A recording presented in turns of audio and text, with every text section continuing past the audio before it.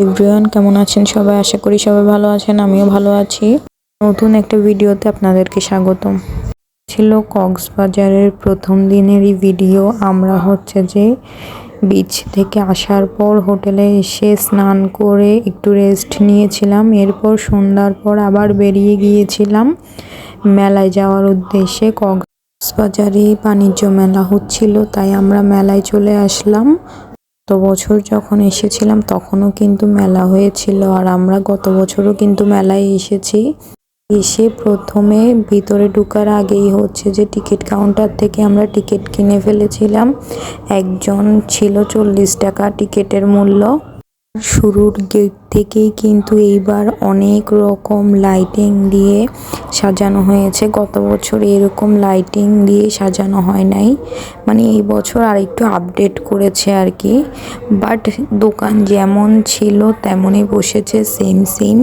আর মেলাটা কিন্তু বেশি বড়ও না, খুবই ছোট মেলা। মেলায় গিয়ে আমরা যে শুরু থেকে একটু দোকানগুলো ঘোরাঘুরি শুরু করেছি, দেখি কিছু কিনতে পারি কিনা।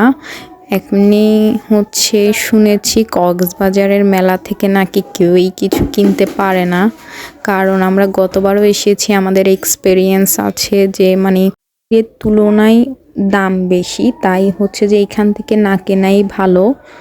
মেলার মধ্যে কিন্তু কেনার মতো উন্নত মানের কিছুই ছিল না, শুধু আমার যা ভালো লেগেছে গায়ের শাল, ব্যাগগুলো একটু ভালো লাগছে। তাছাড়া মেলার কোনো জিনিসই মানে আহামরি সুন্দর ছিল না। পর মেলায় আমি আর আমার বোনের মেয়ে একটু রাইডে উঠছিলাম। এখানে যে আমাদের একজনের 100 টাকা করে নিছে। তাহলে বুঝে দেখেন, এই যে ছোট্ট একটা রাইডে আমরা দুইজন একসাথে উঠছি, তো একজনেরই 100 টাকা করে নিছে, দুইজনের 200 টাকা। মানে কত পরিমাপে ওরা মানুষকে ঠকাইতেছে। এরপর রাইড থেকে নেমেই আমাদের আর দেখার মতো কিছুই ছিল না, আমরা বেরিয়ে পড়ছিলাম টুকিটাকি শপিং করে। আমার আজকের ভিডিওটা এই পর্যন্তই। ভালো লাগলে ভিডিওটি লাইক, কমেন্ট, শেয়ার, সাবস্ক্রাইব করবেন।